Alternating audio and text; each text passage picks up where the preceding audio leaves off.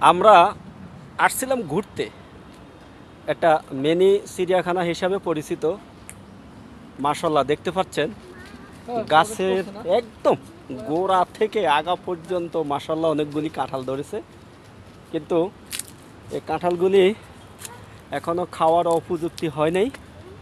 তো যখন ইনশাল্লাহ বড় হবে, পাকবে, যদি আপনারাও আসেন এখান থেকে কাঁঠাল নিয়ে খাইতে পারবেন।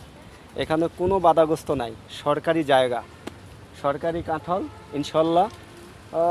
অনেক সুন্দর, অনেকগুলি কাঁঠাল।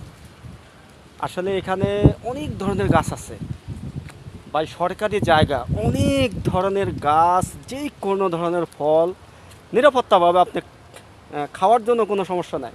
এই যে কলা গাছও লাগানো হচ্ছে সরকারিভাবে, যেদিকে চোখ যায় শুধুই জায়গা সরকারি। এটা মিনি চিড়িয়াখানা হিসাবে পরিচিত। জায়গাটা কিন্তু অনেক সুন্দর, আসবেন কাঁঠালের সময়। আর হয়তো মাসখানিক পরে কাঁঠাল পেকে যাবে, এখান থেকে আইসা কাঁঠাল খাইতে পারবেন ভাই। দেখেন কাঁঠাল আর কাঁঠাল, গাছে উঠতে হবে না, দেখতে পাচ্ছেন শুধুই কাঁঠাল। ওকে, আল্লাহ হাফেজ।